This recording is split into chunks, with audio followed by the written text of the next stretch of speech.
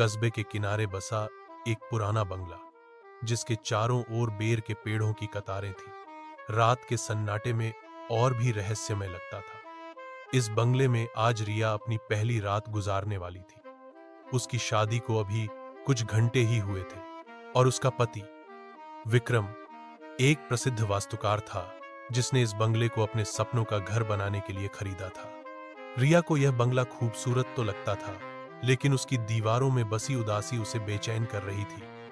शादी की रस्मों के बाद जब मेहमान विदा हो गए, विक्रम ने रिया को बंगले के सबसे ऊपरी कमरे में ले जाकर कहा, यह हमारा कमरा है, यहां से पूरा कस्बा दिखता है। रिया ने खिड़की से बाहर झांका।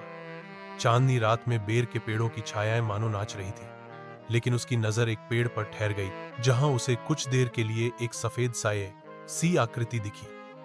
उसने पलक झपकाई और वह गायब हो चुकी थी। विक्रम, क्या इस बंगले में कोई और भी रहता है? रिया ने हौंसते हुए पूछा, ताकि उसकी घबराहट छिप जाए। विक्रम ने हल्के से कंधे उचकाए, बस हम और हमारी नई शुरुआत। यह बंगला पुराना है, लेकिन अब यह हमारा है।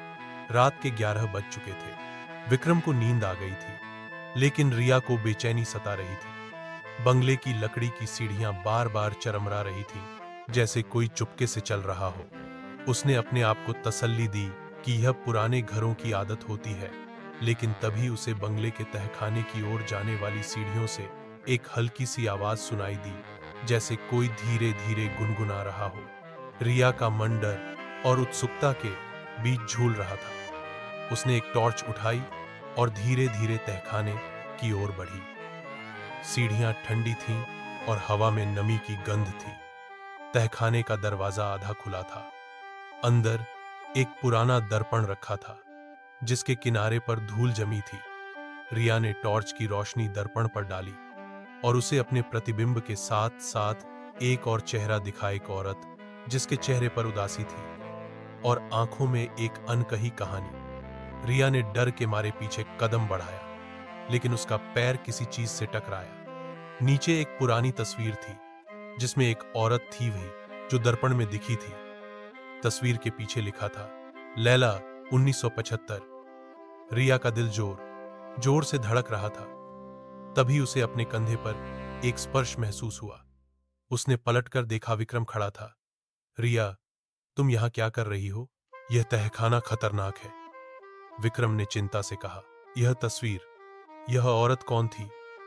रिया ने कांपते हुए पूछा। विक्रम ने तस्वीर देखी और उसका चेहरा थोड़ा सख्त हो गया। यह बंगला पहले लैला नाम की एक औरत का था। लोग कहते हैं वह यहां अकेली रहती थी और एक रात अचानक गायब हो गई। बस पुरानी कहानियां हैं। रिया ने कुछ नहीं कहा, लेकिन उसने तस्वीर अपनी जेब में रख ली। उस रात वह सो नहीं सकी। उसे लग रहा था कि बंगला उससे कुछ कहना चाहता है। क्या लैला की कहानी सिर्फ एक अफवाह थी, या इस बंगले की दीवारों में उसकी आत्मा अब भी भटक रही थी?